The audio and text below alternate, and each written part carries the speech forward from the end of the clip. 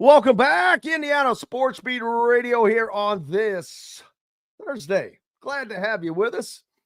Coach Shannon Griffith joining us now here at the Hard Truth Distilling Company studios from Hoosier Tailgate. How are you, sir? I'm doing good, and I have a little bit of advice for Luke Goody. When you win, say little. When you lose, say nothing. There's the best advice. But these are kids that, and it's an unfortunate situation. I hate, because Luke's a good guy. He's a good kid. Like I said, I'm sure that some frustration is boiling over, but you know what? Why are you hearing it? Why are you seeing it? Why are you looking at it? I just would think that there would be much bigger things to do, to focus on. Well, this is the reason when you start paying these kids, they become a little bit more exposed, and criticism becomes a little bit frequent when things are not going well, and they're going to have to learn to handle the heat in the kitchen when you're getting paid money, and at some institutions a lot of money, and you're not performing well. And they're going to have, like you said, the coaches, the players themselves need to take the Twitter sphere and whatever and put it aside for the season. I talked to Curtis Rourke after the year a little bit, and he told me he completely abandons all social media during the season. Imagine that. And I asked him the reason, and he says, I don't need the noise, good, bad, or indifferent. And there's the good advice. So these kids are going to have to learn, but when you're getting paid, regardless of sport, you're going to get criticized, and you're going to get criticized in the media if you're not playing well, just like the NBA and NFL. And, it is what it is. So I think that it just comes down to the inner culture of the particular regime. Agreed. Because it doesn't happen under, like, let's say videos of dancing, doing some dancing, duo dancing. What is that? And again, I'm not trying to pick on people, but you don't see that kind of stuff coming from the football team. It's a complete different mindset. One is seems really unfocused. I've got to be honest with you. Undisciplined. It does not seem to be about the thing. Does not seem to be the thing. If you know what I mean. The main thing is not the main thing. Right. In one sport, the main thing is the main thing, and the other sport, there doesn't seem to be a main thing. Yeah. Well, and that's a problem. Yeah. And you're right. It may be something that has to be addressed on a grander scale. Oh, it will, but it will be in March. Well, what about Curt Cignetti? How about that young man? Even though he's not coach of the year, multiple coaches of the year. Yeah. You know what? I really wanted to. He received, I think, the Eddie Robinson Football Writers Association of America Coach of the Year award. Thanking everyone. He really, the Walter Camp. Yeah, really thank the fans at the end of that one, talking about how the fans really turned it over the second half of the season. I mean, that made a true mark on himself. I mean, it made a mark on Curt Cignetti. I mean, that was an impact to him. So, and going forward, I think he's loving all of this. He truly is. He loves being at Indiana now, and he's loving what he is building. And it's got to, and I can only imagine why. I mean, gee whiz. Yeah, recognition happens when things go well, and they had a great year. And like I said, And the next step is going to be the toughest one for Indiana because of the expectations have risen exponentially. And he doesn't mind that. I mean, you can listen to the way he talks, never satisfied and always striving to be the best they can be each and every day. And, that's why this portal stuff for him and the Hoosiers has been quite impressive again to see. Well, let's talk about that because they're not bringing in, or they're bringing in more power forward talent. Last year's team 31 transfers maybe last year, but they have 31 newcomers coming in this spring.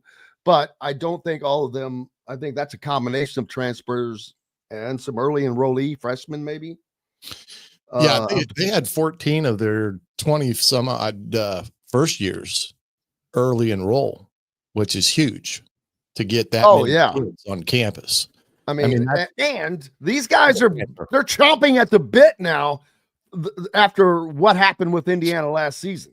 So those guys are they can't wait to get back. And the ones that were here, they can't wait to get back to work. They want to take it to another level.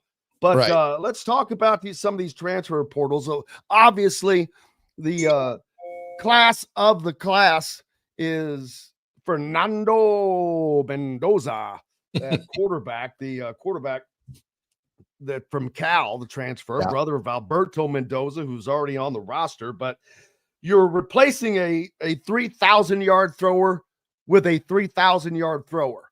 And I don't know if it's a move up or a lateral move. And by lateral move, I don't mean that negatively because, I mean, Curtis Rourke had a great damn year. Are you kidding me? But I think it's a little bit of a step up because he's younger. He's been thrown for a lot of yards already. He's thrown for over 5,000 yards in his first 2 collegiate seasons. That's going to, and imagine when he's in a system like Kurt Signetti's with this talent, Coach. Well, and he's coming from a system as well that puts a lot on the quarterback in what they do. And the one thing with Fernando that I do think is maybe a tad better is the ability that he has to get on the perimeter by moving the pocket, changing launch points and things of that nature to help the protection. And we saw in games where Indiana did struggle with protection against, high level defenses, Ohio State, Notre Dame, Michigan, and being able to move the pocket will help that in the grand scheme of things. And we know why that was a little bit difficult with Curtis, with him having the knee problems. So I do think it's a good thing. I think there'll be great competition in the spring, and I think that's the one thing that ultimately helps that position is when you have multiple competitive positions, it only makes you better as a team, especially when you're looking at the depth issue that always seems to plague Indiana at times. And I think they were able to bolster some of those positions where they lacked depth. I asked if anyone had a question earlier, and Cheryl Sizemore on the Andy Moore Honda hotline jumped in and says, "Yeah, I got a question. Anyone looking to buy or sell a home in the Indianapolis area, just reach out to Cheryl Sizemore." Got that right. Hey, we get that in there right there, baby. You don't get any better than that. One of our great supporters. Love Cheryl Sizemore. And if you are looking to buy or sell a home in the Indianapolis area, then we would definitely appreciate you reaching out to Cheryl. And I think the other thing that will help is, the new quarterback, Coach Whitmer, coming from the NFL. And talk about that hire. First of all, now that is a step up. I wish I had it at the hand. Kurt Signetti's presser back when that first happened, and he talked about it and said, "Hey, Tino's been with me. I love him. We're gonna miss him, but don't think we're not gonna. But get better." It's on onwards and upwards. Well, he wasn't lying. This is a great replacement because you talk about this speaks to recruits. Yes. Having a guy like this, he can talk not only the language that they want to hear, but obviously help get them to where they want to get to. Yes. Coach Whitmer, being that he's in, NFL, he's been with 3 or 4 different organizations working with quarterbacks, most recently in Atlanta with Penix as well, working with him. But I do think the fact that he has NFL background will be an attractive recruiting aspect, especially at the quarterback position, because if you're going to get the top quarterbacks in the country, you have to show how they're going to get them prepared to go into the league. I mean, that's just the nature of college football today. These kids want to know how they're going to get in the league. And this is where the portal becomes vitally important as well. When your kids are looking around on where to go, especially top talent, they want to know how you're going to make them better to get in the league. And when you have somebody with NFL coaching background, they're able to tell them, this is what you can expect. This is how we're going to do it. This is how I prepare you for the NFL so that when you go to the combine or whether pro day, you're going to be ready to attack that and feel like you're on top of it rather than being somebody that's at a loss for what to expect. So it's vitally important in that regard. And, I just think Indiana right now, because of what they've done and did it as fast as they have, there's I don't want to say a bandwagon effect for recruits, but, you got corners coming in here that want to play in Bryant Haynes' defense. Now, I know that there are some suitors for Mr. Haynes, one being Penn State. I don't know where that will go. I doubt Curt Cignetti's going to let Bryant Haynes get away to Penn State, especially with the monetary aspects that he has to be able to match anything that Penn State would throw at him. But the Boykin kid that just came in, he's a talented kid. Gandy, another one that I think is going to be a great pickup from Pitt. He's another cover corner, shutdown corner like D'Angelo is. And, with Lewis Moore coming back in the second, secondary, the back end there, I do think they strengthen their secondary. Offensively, they got 2 talented tight ends coming in, one from Tennessee, one from Wisconsin.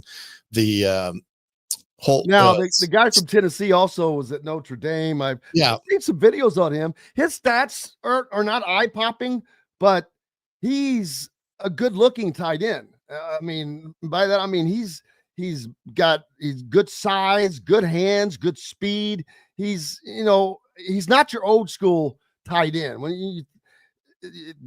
Today's tight end is Gronkowski and those kind of guys, man. That's not how it used to be. But he's a good, and surprisingly, Indiana did not utilize the tight end as much as I thought they would last year, because that had been a staple of Curt Cignetti's offense.